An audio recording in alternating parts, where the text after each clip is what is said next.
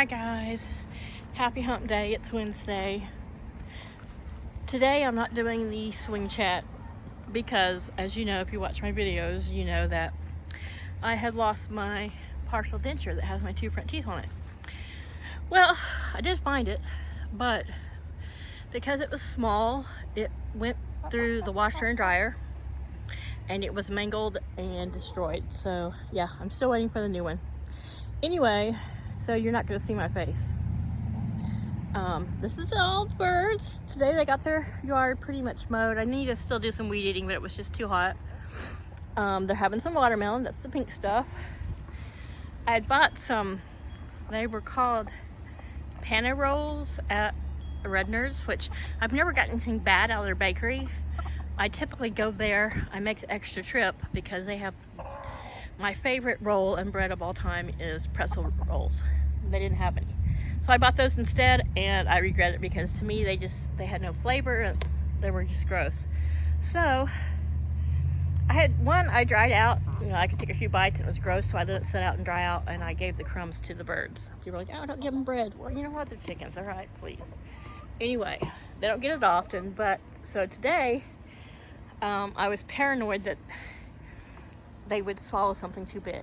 I know I'm being super hyper vigilant since Moira, and I'm gonna show you what I did to her grave. But so I broke the roll in half and threw it out in big chunks so that they couldn't swallow it. They had to peck at it. So, but some of them are still pecking at the bread, as you can see there with one of my Brahmas. And there goes Cosmo, my Easter eggaroo.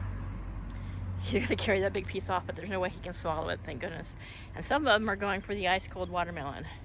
Yeah, it's kind of bougie to give your chicken already de-seeded and sectioned off in little square pieces of watermelon. But I had done that for Paul and we were loving it, but it got to the point that it wasn't bad, but it was beyond. I don't know, I have some OCD things about, like, I can't eat the last bite of anything. I don't know what it is. It's been that way my whole life, no matter how hungry I am. Like if I was eating a burger, like say I had a burger and a taco, I would eat the burger till the last bite, and then I would go, I do eat the whole taco. Maybe it's the taco magic, I don't know, but typically I don't eat a lot of leftovers or the last thing. But anyway, so they got it. Today, earlier this morning, before I started mowing, it's probably, yeah, it was afternoon, you know how I am. I let them out in the morning, I do their water in the morning, and then I go back. Shut your pie hole, I don't want your opinion. Then I go back to bed, and then I get up and I watch some videos, I do some housework stuff, laundry and stuff. Then I come back out at noon to do their waters, which I refreshed all their waters, ice waters at noon, and chaoses. I gave them some raspberries. I slacked off and didn't get to in time.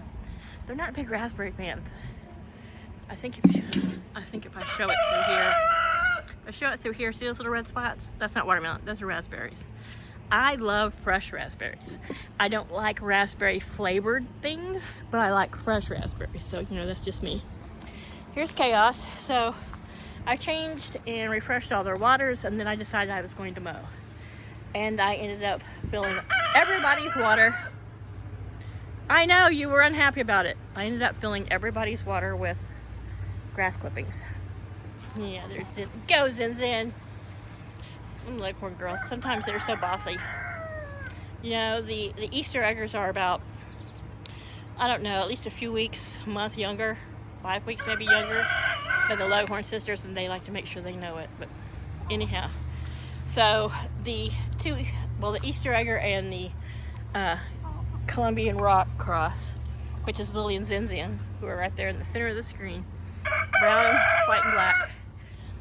Cosmo's girls are the bottom of the pecking order. But today, I was going to say, when I came out this morning, I heard this crowing going back and forth between the boys, and I came out to see if there was, you know, something they were crowing about, like a predator.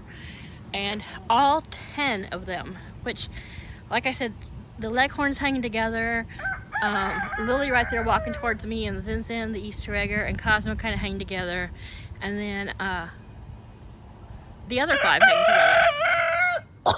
Sorry, the older chickens. But they were all in the pavilion, half dust bathing, half just sitting there.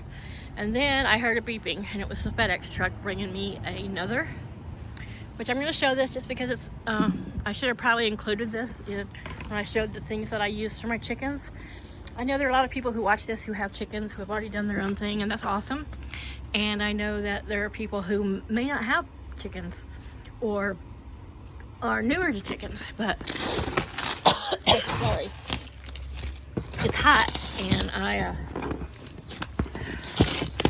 was eating, I ate a piece of that bread before I threw it out to them. Now I'm like,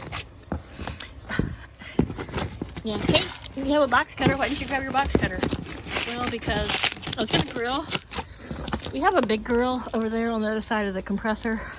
It's Paul's, and it's a gas grill, and it needs cleaned. And I'm not a big fan of gas grills. I like charcoal grills. Paul is not very good at grilling. It's just not his forte. Last time he grilled, he really overcooked something. And of course, my family was here, and you know, I have a brother and sister who were like super critical, but whatever. Anyway, so I use Combach feeds. They have been getting a steady diet of the in-house reserve mixed with a little bit of the all-flock crumbles, because the all-flock crumble is, or it's called Flock Maker. I keep forgetting the name. It's 20%. So this time I got some high omega layer crumbles, which I'm going to mix with the in-house reserve that is still in their bin.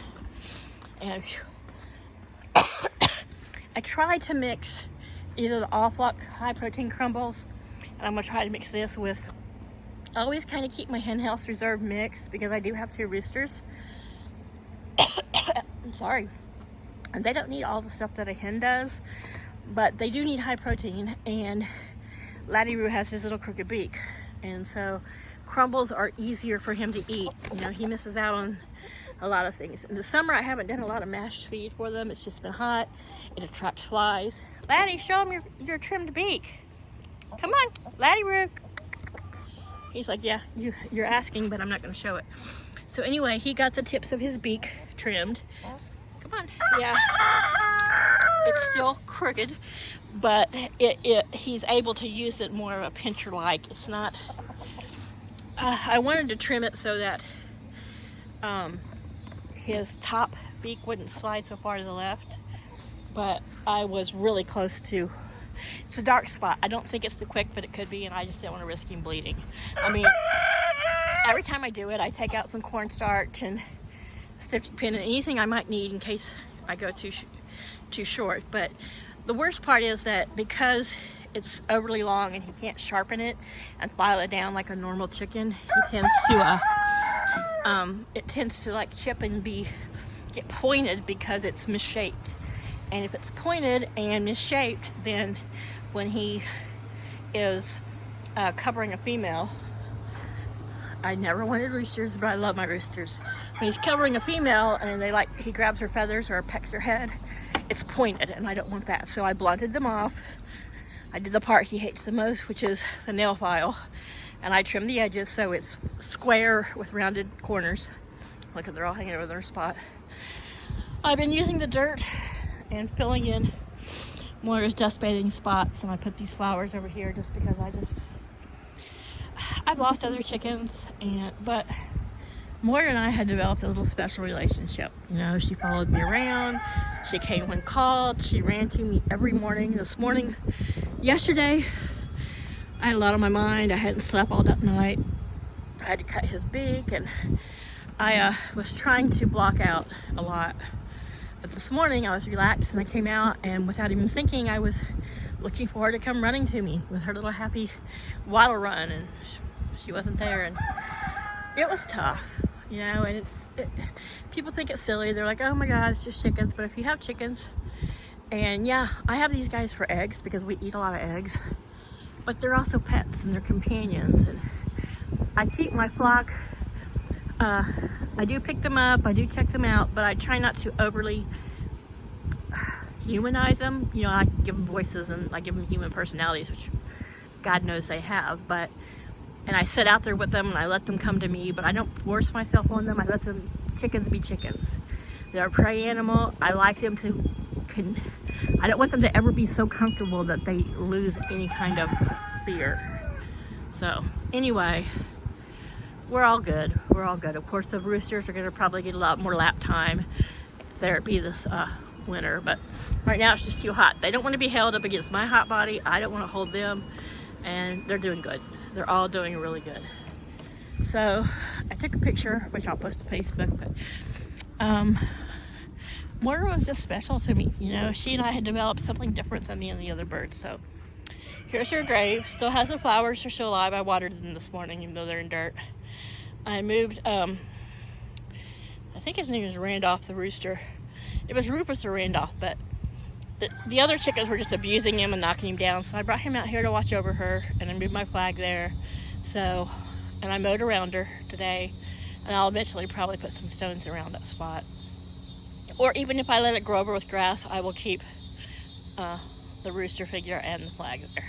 Anyway, I'm coming out to get some tomatoes because I've got water on the stove to make my caprese salad, and I need cherry tomatoes.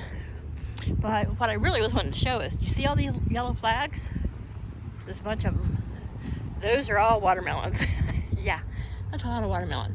They are in different stages of growth, so it's not like I'm going to have that many all at once. The beets are doing pretty good. This right here, where all this dirt is the old potato bag dirt. There is a row of dirt under there that's cut out of the weed mat, and I may end up putting carrots in there. I don't know. I ordered from Haas Tools. That's where I order my seeds.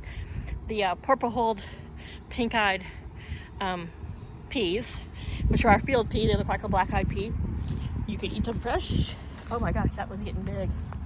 I will probably, I don't have, though I would love to have a Harvest Right freeze dryer. I can't afford $1,000 for that. You know, I'm not sponsored. I don't have that kind of capital or clout. But I can still dry them. I do have a dehydrator, so I can, you know, just say an old-fashioned dehydrator, not a freeze dryer. So I can go ahead and put them through that and preserve them in jars. So I'm going to plant them for a fall crop. I also bought some snow peas, which, since Delaware is so mild, I can get them in the ground before the end of this month, and I'll have them probably halfway through November or by the end of October. Probably more like by the end of October, because we just stay that mild. And they can handle, both those can handle nights that get cooler and nights that might be, you know, more fall-like. We've already had some nights down in the 60s, and the chickens seem to fine. I'm sure they're loving it. They're like, yay! But, you know, you don't want to go extreme temperatures, but they're birds. They're handling it. Like today, and every day that it's super hot, especially on the cooler days, it's been 10, I mean, at least 10 to 15. I've looked at their little thermostat that hangs in their coop, degrees cooler in there. But they still want to be out in their shady spots in the yard, and yeah, it's not quite ripe enough for me yet. So I can't force them to go in there, but it's so much cooler in their coop because they have that fan that I never turn off.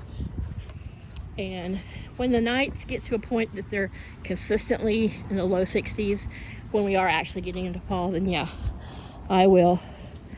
Got a couple ripe tomatoes in the fridge, but I'm going to pick a couple green ones because I just been having a hankering for some fried green tomatoes.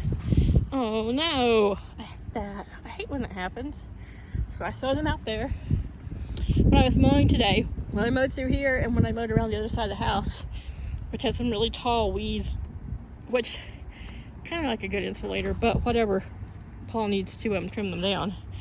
Something either rabbit-like, it could have been my pigeons, I mean my doves, but something ran back into the bushes from the ground. It didn't fly off, it ran in there, so who knows. Look at that little watermelon down there. I'm using my garden weasel to help because we've had a lot of straight across winds coming from the west, so that kind of keeps, I just hook the handle inside there and that keeps that from blowing over. You can see how the cherry tomato plant here on the top is all kind of hooking to my right. But anyhow, everything's doing good. I think the heat is, I got a little cucumber there, but is really, you know, having its way with these cucumbers, which I'm not sweating it because they weren't like my favorite kind slicers. But anyway, see, that flag is there with that little cucumber. It's so that I see that when I walk through here, because to check on them I have to walk through there, and I'm trying to be really careful, but I don't want to squish one. So anyhow, that big watermelon over there we saw, and I checked. I had picked 3, like I said, and I was worried. I was mad at myself because they weren't ripe at all. They had a pretty good bright yellow spot on the side, and I don't know if I just wasn't thinking or whatever, but I picked them and they were not ripe, and so they've been going out on the compost pile back in the corner over by my hateful neighbors. But anyhow, I'm going to go by the one of the main things they say about sugar babies is they need to be 10 to 12 pounds, and they need to have the first little tendril, which is, I've mentioned it before, see that little curly key thing right there? The first tendril from its stem, when that goes all dried up, then that is a really good sign that it's ready. So they're all out there still having fun with little pieces of bread and watermelon and my sweet Morga. So anyway, that's enough for Wednesday. You can't see me because, you know, I'm very self-conscious.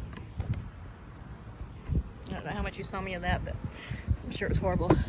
So I'm going to go in and make my Capri salad and get some dinner going. Not that Paul always eats dinner, but, you know, anyhow. So, Chaos has been sleeping during the day and at night right there on this spot here in front of, I've had to step around up onto that pallet and squeeze through the door because he wants to lay right there watching his chickens. He was mad because I got grass clippings in his water too, but it's been freshened up. He usually likes to sleep under there, but you know, he goes back and forth. There's Cosmo and the 2 youngest who haven't started laying, Easter egger and the Colombian rock. And everybody else is still just nibbling on some bread and some watermelon. We're all doing great. Hope you guys are having a great hump day. And it's the downward slide to the weekend for those of you whose weekends are important and different from your week. All the days run together for me, but that's what happens when you're retired. All right, guys, I love you. Thank you. Please like and share my videos. Have a great night.